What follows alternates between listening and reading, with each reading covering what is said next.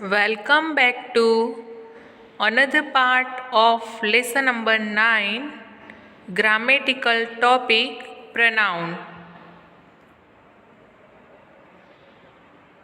Sarvanamani means pronoun, the word which is used instead of a noun is called a pronoun. Definition of pronoun: the word which is used instead of a noun is called a pronoun.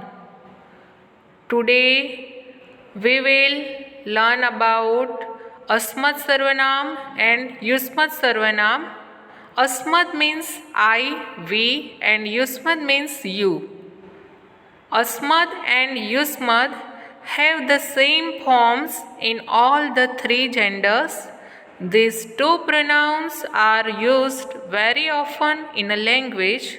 The declensions of the nominative, accusative, and genitive cases are given here. Asmat Sarvanam I, we. First, nominative Prathama Vibhakti, accusative द्वितीया विभक्ति and genitive षष्ठी विभक्ति. Subject अहम एकवचन प्रथमा विभक्ति अहम means I. एकवचन द्वितीया विभक्ति माम means me, to me, and एकवचन षष्ठी विभक्ति my. प्रथमा द्विवचन आवाम means both, two of us. द्वितीया द्विवचन आवाम to both of us. षष्ठी द्विवचन आवयोः means of both of us. प्रथमा बहुवचन वयम means we, all of us. द्वितीया बहुवचन अस्मान us, to us. And षष्ठी बहुवचन अस्माकम our और ours.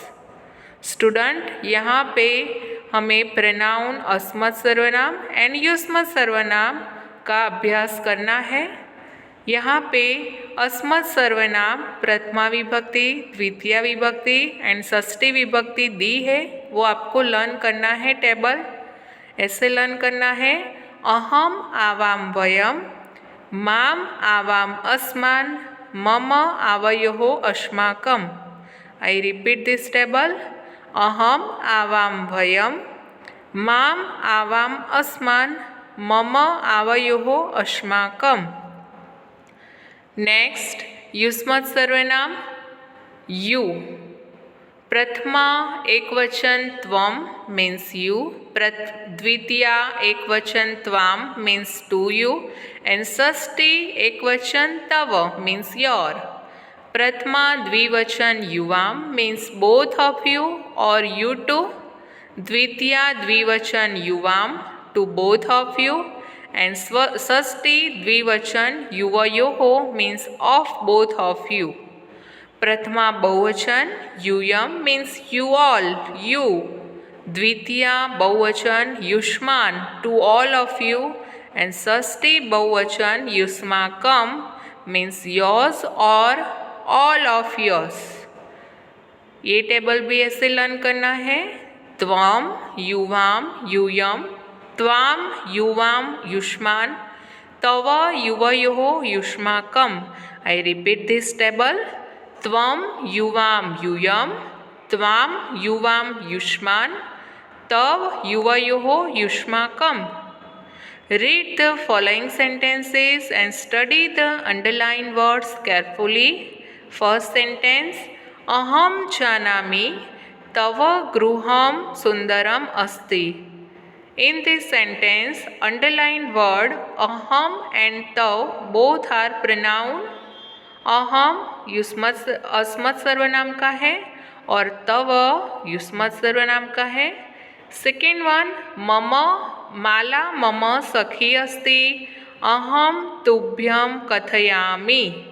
In this sentence, mama and tubhyam both are pronoun.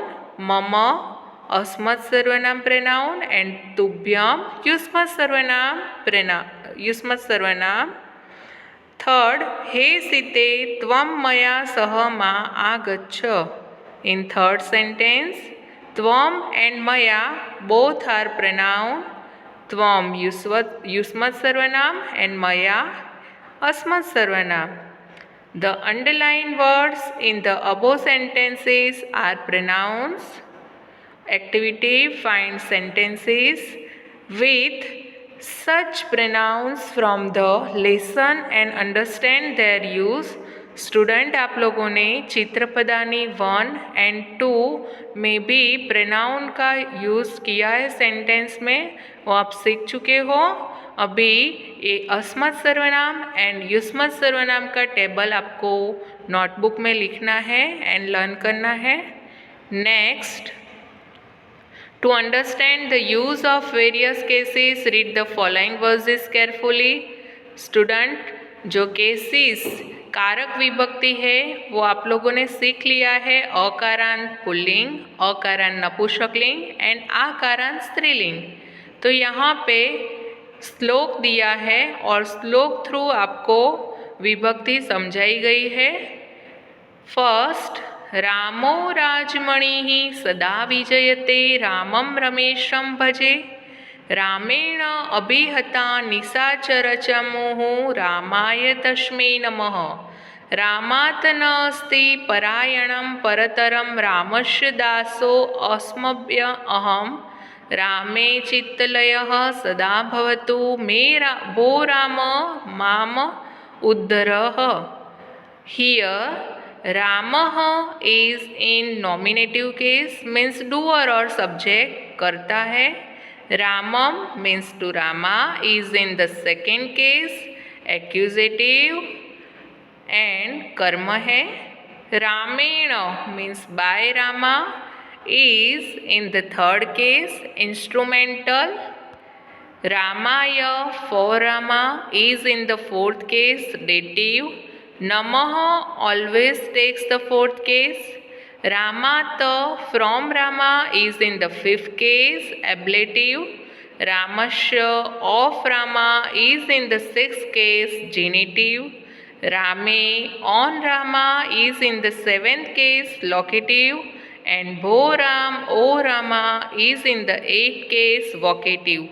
Thus, by reading the above words carefully, we become familiar with all the declensions of Ram as these have been used in the verse.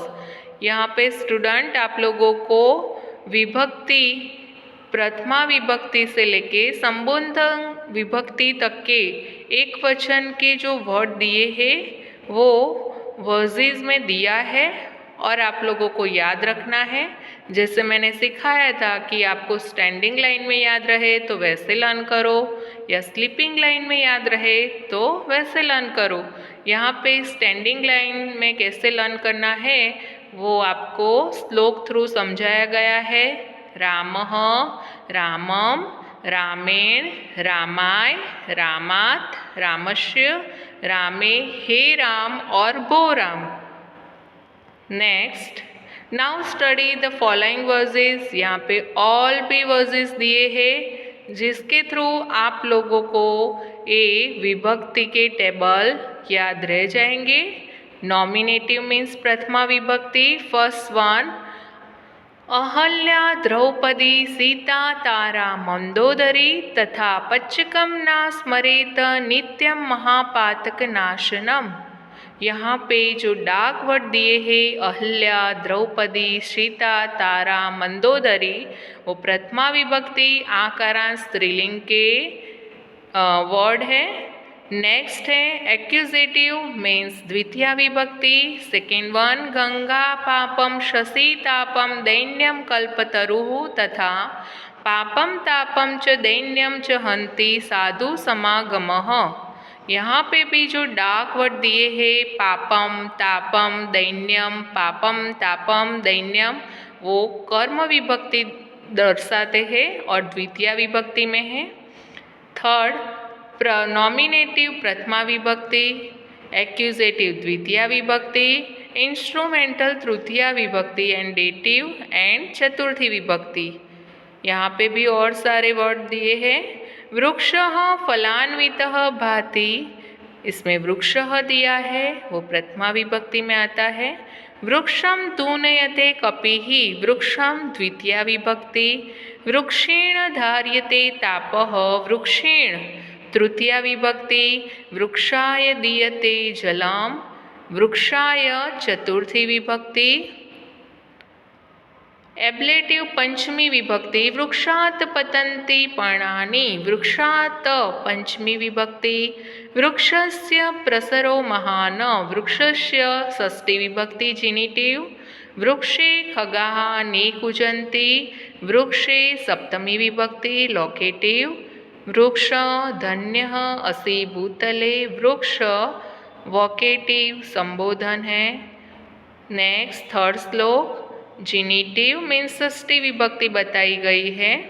उसके आगे जो second verse दिखा हमने, वो उसमें सारी विभक्ति बताई गई है। प्रथमा विभक्ति से लेके संबोधन विभक्ति तक की विभक्ति उसमें बताई थी। अभी हम थर्ड षष्ठी विभक्ति देखेंगे। हस्तस्य भूषणम दानम, सत्यम कंठस्य भूषणम, स्तोत्रस्य भूषणम शास्त्रम, भूषणैः किं प्रयोजनम।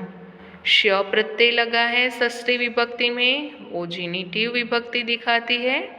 इसमें हस्तस्य, कंठस्य, स्तोत्रस्य वो षष्ठी विभक्ति में आते हैं। Next fourth. मुंडे मुंडे मतिर्भिन्नाः, कुंडे कुंडे नवम जलम, देशे देशे नवाचाराः, नवावाणी मुखे मुखे। यहाँ पे मुंडे मुंडे, कुंडे कुंडे, देशे देशे एंड मुखे मुखे वो सप्तमी विभक्ति बताती है। एंड लास्ट गंगे च यमुने चैव, गोदावरी सरस्वती, नर्मदे सिंधु कावेरी, प्रसन्ना भव सर्वदा। गंगे, यमुने, गोदावरी, सरस्वती, नर्मदे, सिंधु, कावेरी, ये जो वर्ड दिए हैं वो संबोधन विभक्ति बताते हैं और वोकेटिव केस बोला जाता है।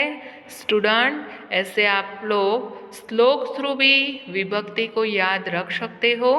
और आपको अभी जो टेबल करवाया अस्मत् सर्वनाम एंड युष्मत् सर्वनाम, वो लर्न करना है एंड नोटबुक में लिखना है। और आगे हमने जो विभक्ति सीखी थी, अकारण पुल्लिंग, आकारण स्त्रीलिंग एंड अकारण नपुंसकलिंग, वो भी आप लोगों को याद रखना है। Thank you.